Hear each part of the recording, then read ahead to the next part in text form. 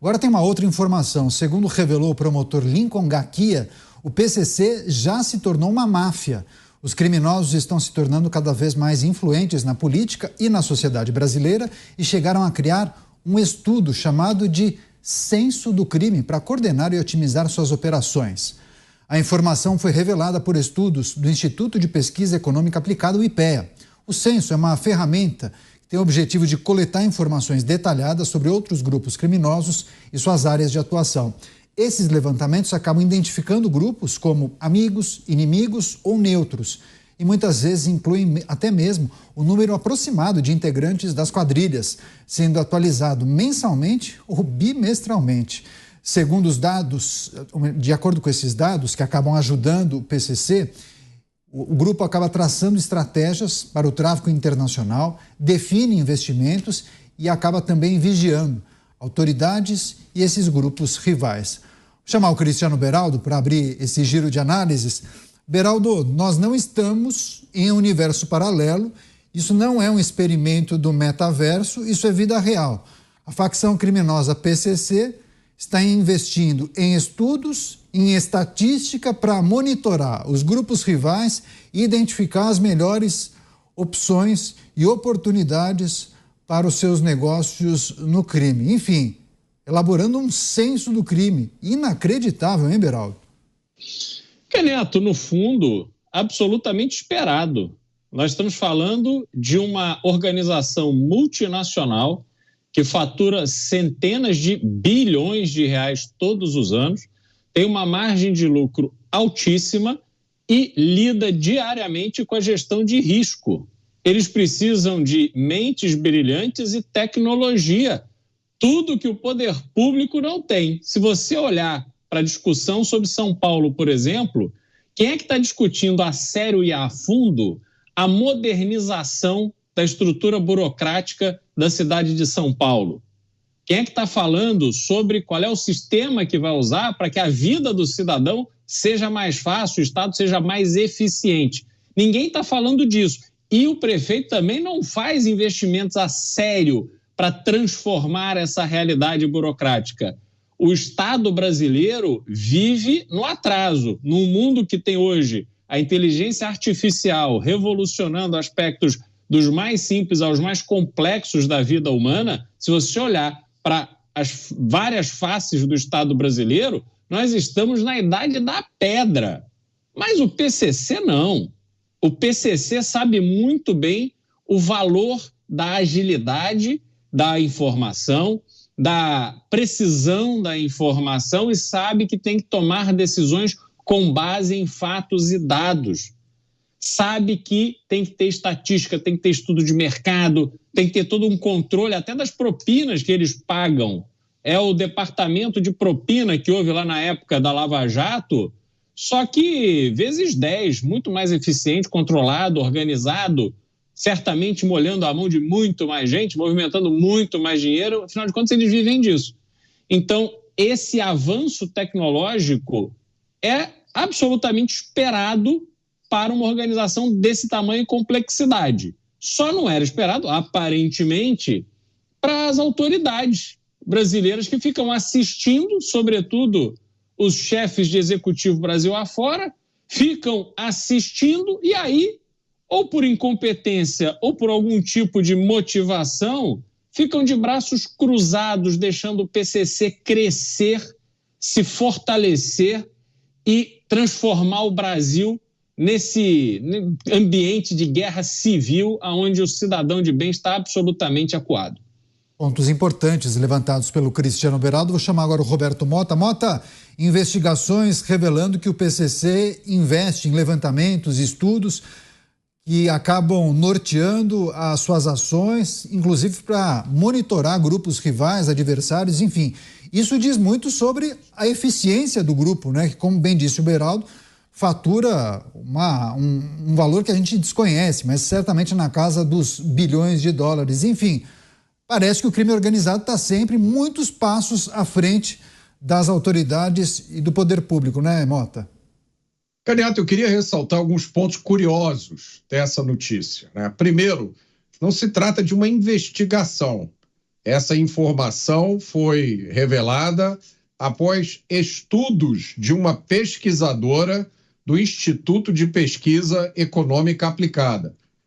Eu não tive acesso ao documento original, então não sei como é que esses estudos foram feitos, se eles foram feitos com base em investigações policiais, não sei como é que isso aconteceu. O que eu posso dizer é o seguinte: esse estudo não revela nada de novo.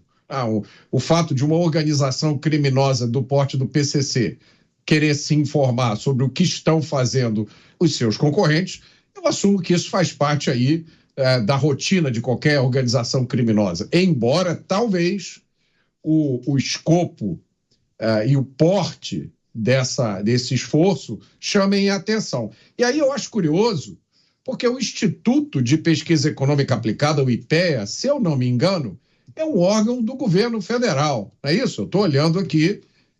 Se o IPEA sabe disso, como é que parece que que existem outros ramos do governo federal que não têm ciência da gravidade dessa situação demonstrada por uma pesquisa do próprio IPEA? Como é que a gente ainda vê pessoas, autoridades do próprio governo, defendendo absurdos como saidinha, que permite que as facções trabalhem melhor, se organizem, ou a visita íntima, que serve como forma de comunicação entre as facções? Eu fiquei sem entender. Será que os ministros, as outras autoridades não costumam ler essas pesquisas do IPEA? Eu também achei curioso, porque eu não vi na notícia nenhuma sugestão de medidas a serem tomadas para se controlar um monstro como esse, que a pesquisa mostra que já existe aqui no Brasil. Então eu fiquei com essas perguntas na minha cabeça. Não, ótimos questionamentos, é preciso a gente debater isso a fundo, mas informação que foi compartilhada e foi dita pelo Lincoln Gaquia, também a Jovem Pan e também a outros veículos. Deixa eu trazer mais uma vez o Cristiano Beraldo, daqui a pouco o Dávila volta, vai trazer sua reflexão. Beraldo, queria perguntar, quando você trata da questão que envolve a burocracia do serviço público, que acaba jogando contra o enfrentamento à criminalidade, eles estariam já muitos passos à frente, inclusive investindo em material de pesquisa. Há informação que eles detêm muitas tecnologias, inclusive, para facilitar a atividade criminosa. Quais seriam os caminhos para desburocratizar o enfrentamento ao crime? Porque muitas vezes a gente recebe aqui o delegado Palumbo, ele fala da dificuldade que uma delegacia especializada, sei lá, no combate ao crime digital, aos cybercrimes, em conseguir ferramentas para facilitar o trabalho de combate a esse tipo de crime. Ou seja, tudo parece um pouco mais lento, né? Aprovação para fazer um concurso, para contratar novos agentes, liberação de recursos para comprar armamento específico. Tudo é um pouco mais lento no serviço público. E no crime organizado, não. Entra um caminhão de dinheiro, sem imposto, sem nada, e eles conseguem tudo com rapidez, com agilidade. Isso acaba dizendo muito sobre a eficiência desse grupo, né? Caniato, vamos lá. A gente vive num país onde, quando uma pessoa tem que fazer um recolhimento de tributo, ela tem que pegar uma DARF e aí ela preenche, ela própria preenche, ela tem que fazer o cálculo, ela tem que acertar o código, e se tiver alguma coisa errada ali, a vida do contribuinte, mesmo que tenha pago, a vida do contribuinte vira um inferno. Porque se você coloca o código errado, se você erra ali, R$1 para mais, R$1 para menos, você é tido como um sonegador, alguém que não cumpriu as suas obrigações tributárias, e você gasta anos da sua vida se defendendo de algo que não tem nenhuma razão para não ser completamente eletrônico. Mesmo preenchimento de declaração de imposto de renda.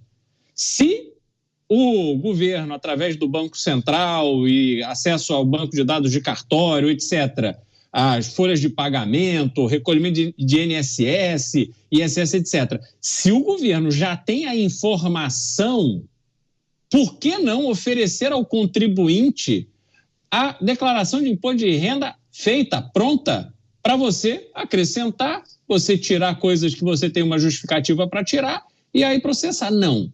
Faça tudo manualmente, porque o Estado está aqui para te ferrar. E o ferrar, neste caso, é porque o Estado quer arrancar de você todo centavo que ele puder. Você, né, nós aqui, contribuintes, vivemos num estado permanente de perseguição. E aí, quando você tem toda a cabeça focada nisso, você não vê valor em modernizar esse sistema, porque você conta com o erro do contribuinte no caso da Receita Federal.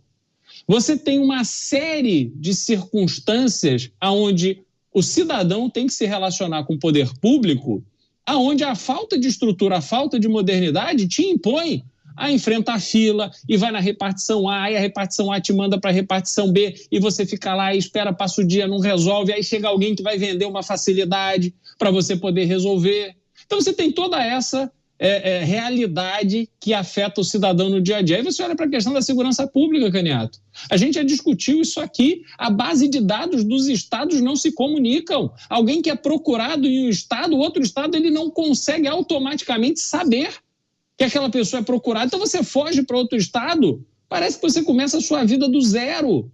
Tem razão para ser assim? Em pleno 2024, bases de dados que não são integradas, informações que não circulam.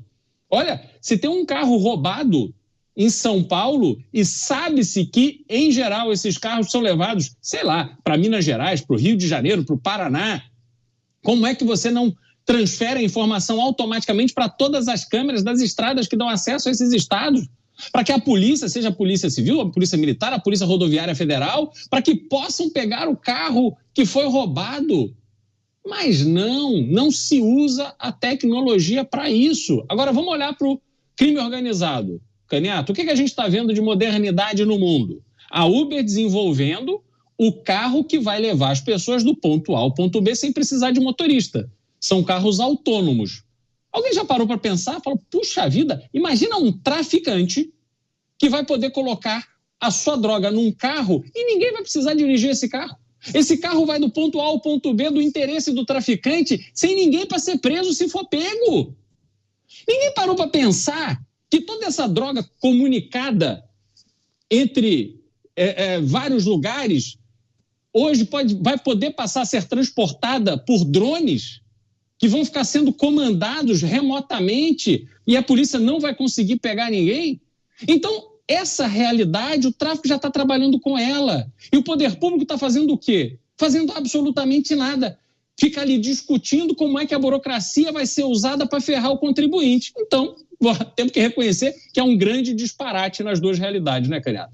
Certamente. Mota, quer fechar essa última reflexão sobre a alta performance das facções criminosas, também da ineficiência do poder público? Enfim, teve até uma mensagem aqui fazendo um paralelo que as nossas autoridades entrariam nesse combate com 38 e a facção criminosa já com uma arma de último tipo, talvez no passado a gente chamasse de bazuca, mas tem tantas armas de altíssima tecnologia e qualidade hoje em dia, né, Mota? Combater o crime é uma decisão política, Caniato. O problema do combate ao crime hoje no Brasil não é mais uma questão de polícia, é uma questão de política. É preciso que o Estado brasileiro, que as pessoas e instituições que formam o Estado brasileiro tenham convicção moral de que o crime tem que ser combatido e de que o criminoso tem que ser punido.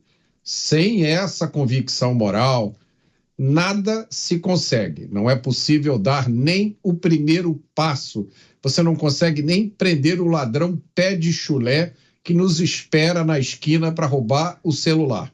O que dirá uma organização criminosa sofisticada e muito bem financiada?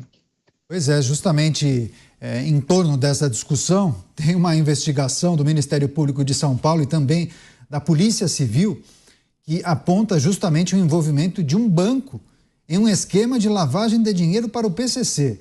A empresa, segundo o Banco Central, nunca foi autorizada para funcionamento.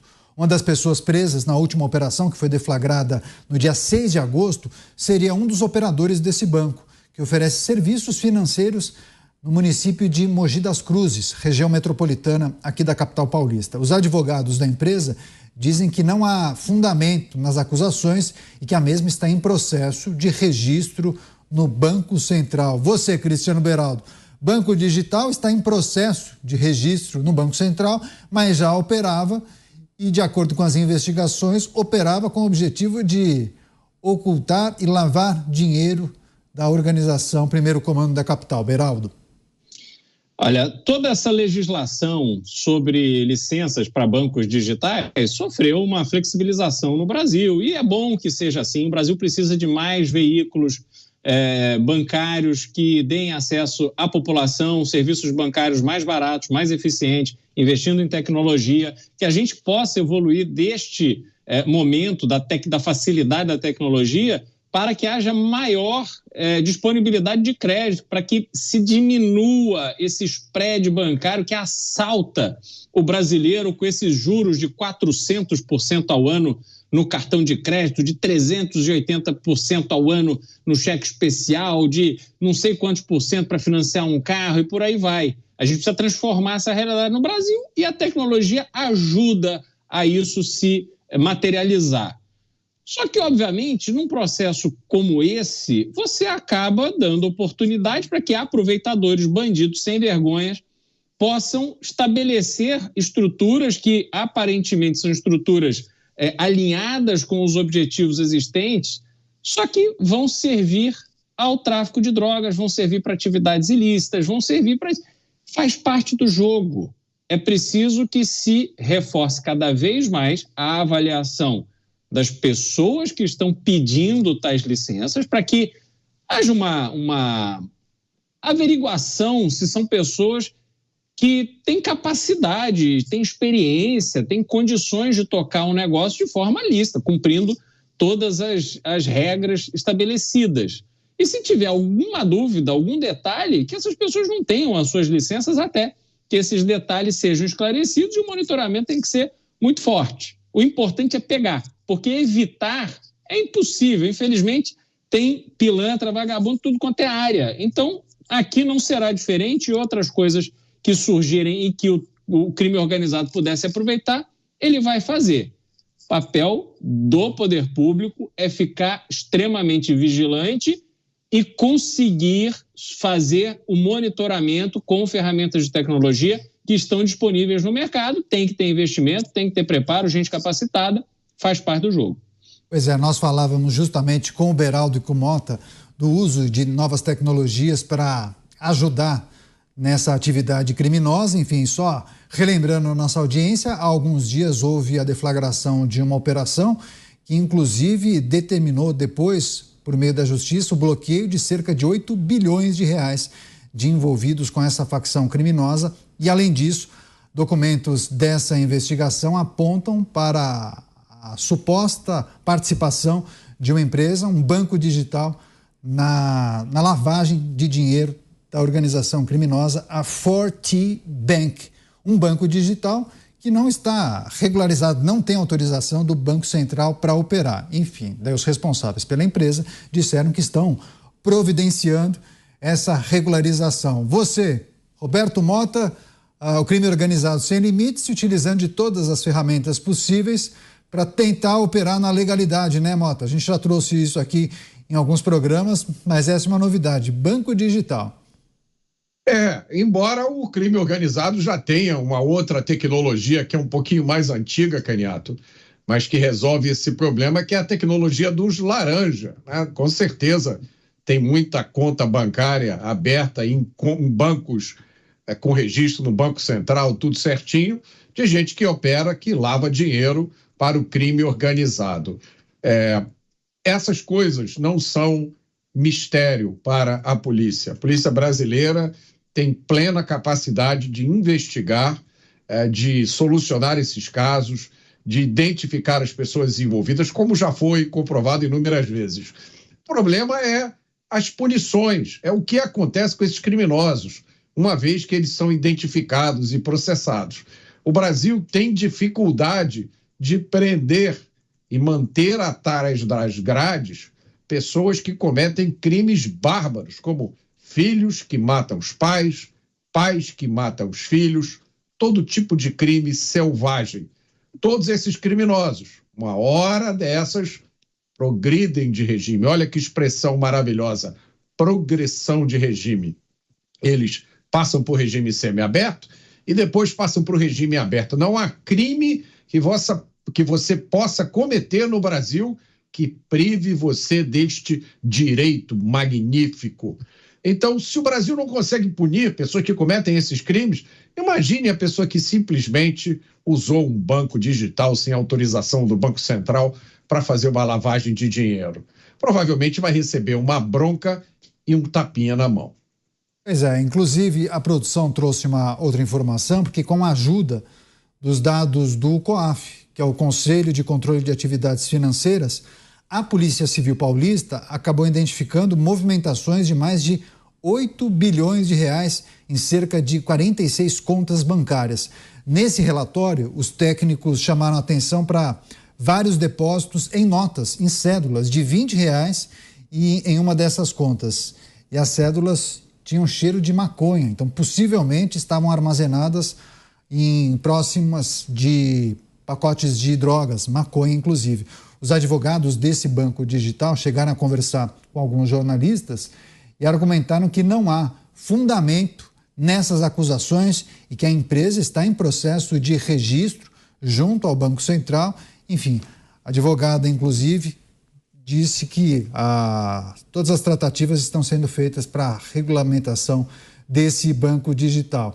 Bom, a gente vai continuar monitorando essa situação que envolve essa apuração, essa investigação aqui em São Paulo. Agora, Cristiano Beraldo, é preciso a gente também se atentar para as práticas que acontecem no ambiente digital. Por mais que muitos entendam que é um caminho sem volta, as transações financeiras por meio dos bancos digitais, muitos entendem que as criptomoedas são algo que vão revolucionar a troca de dinheiro, enfim, o que a gente precisa considerar em relação a essas ferramentas que acabam também ajudando demais as facções criminosas, mas que dificultam muitas vezes a apuração e a identificação por parte das forças policiais. Só para a gente fechar esse bloco. Se a gente olhar para as criptomoedas, a gente ainda tem no mundo um ambiente onde você tem muita dificuldade de rastrear as operações, é possível fazer de forma anônima transferências muito grandes de valores, e essa realidade, ela aconteceu, né, o advento das criptomoedas aconteceu a partir do momento em que o mundo passou a tomar medidas extremamente severas para controlar o dinheiro dos terroristas. Na sequência de 2021, existia um mundo, ou pelo menos um mundo financeiro até 2021, e depois dos atentados de 11 de setembro, esse mundo se transformou. Estados Unidos liderou esse processo com o apoio da Europa, dos países europeus, e depois esses países foram forçando que todos os outros com os quais eles têm relação comercial fizessem a mesma coisa. E o Brasil também entrou nessa linha, então hoje você tem muito mais dificuldade de abrir contas em banco, de movimentar grandes valores sem ser questionados. Para você montar uma empresa, o próprio contador hoje no Brasil, ele tem responsabilidades até criminais. Se ele abrir uma empresa e detectar que tem uma movimentação estranha, ele não reportar aquilo, ele pode ser punido. Então, este mundo de hoje levou ao advento dessas transações de criptomoeda. E essa é uma tendência. Os bancos digitais hoje, que ainda são muito incipientes, alguns não têm, eles têm a desculpa de estarem se desenvolvendo para não apresentar com rapidez algumas informações, mas isso vai se resolver em algum momento. O ambiente das criptomoedas, não. Você tem uma lógica estabelecida por trás de algumas criptomoedas, mas é claro que o universo do crime, inclusive transações de países, Caniato, de estruturas de segurança como a CIA, o FBI, que estão ali também, paga alguém que denuncia lá, um informante de dentro do Hezbollah, ele está ganhando o dinheiro dele das forças dos exércitos aí do mundo afora. E ele tem que receber o pagamento. Como é que faz esse pagamento hoje? Antigamente era com empresa offshore, não sei aonde e tal. Hoje é tudo criptomoeda. Então, essa é a realidade do mundo e vai haver sempre esse esforço de vigilância para poder ficar em cima e conseguir detectar esses movimentos. Infelizmente, eu não vejo como isso se extinguir, sumir do mundo. Essa é uma realidade que terá que ser tratada diariamente. Programa Os Pingos nos Is, muitas pessoas chegando, agradecendo sempre a sua audiência, também nas emissoras de rádio espalhadas por todo o Brasil. Obrigado por prestigiar o nosso trabalho, sempre acompanhando os debates e as análises aqui em Os Pingos nos Is. A notícia em destaque: investigações do Ministério Público e também da Polícia Civil de São Paulo apontam o envolvimento de um banco digital com o objetivo de lavar recursos do primeiro comando da capital, facção criminosa, sobretudo do tráfico de drogas. Quer fechar, você, Mota, reflexão sobre as muitas tecnologias, especialmente no mercado financeiro, que acabam ajudando todos nós a movimentarmos o nosso dinheirinho, fazer um investimento aqui, acolá, uma transação muitas vezes entre continentes, mas que isso também acaba ajudando demais as facções criminosas quando precisam ocultar valores ou inclusive passar de uma conta para outra. Tecnologia não é um problema, Caniato. A tecnologia é uma ferramenta que pode ser usada para o bem ou para o mal. Veja a tecnologia do telefone, né? Quantos de nós já recebemos de madrugada aquele telefonema do falso sequestro? Nem por isso a gente diz que os telefones têm que acabar, porque isso ajuda o crime. A tecnologia que o Brasil precisa dominar é a tecnologia da punição rigorosa aos criminosos. Essa é a única tecnologia que funciona. O criminoso vai pensar 2 vezes, ele vai pensar 10 vezes antes de cometer um crime, qualquer que seja o crime, se ele sabe que existe alta probabilidade de punição e que a punição é rigorosa. Veja bem, o que eu estou dizendo aqui foi dito pelo economista Gary Becker, da Universidade de Chicago, Caniato. Imagine que o Gary Becker ganhou o Prêmio Nobel de 1992, dizendo isso que o Roberto Mota acabou de dizer. O bandido, antes de cometer o crime, ele avalia o resultado e os riscos envolvidos. Se os riscos forem altos demais, ele não comete o crime, ou ele vai cometer em outro lugar. Eu recomendo às autoridades brasileiras, especialmente de segurança pública, no seu momento de lazer, abram um livro do Gary Becker, ou então consultem nas redes sociais, tem fartura de informações. Vocês vão ver como as decisões que vocês tomam vão ficar muito melhor depois desse conhecimento.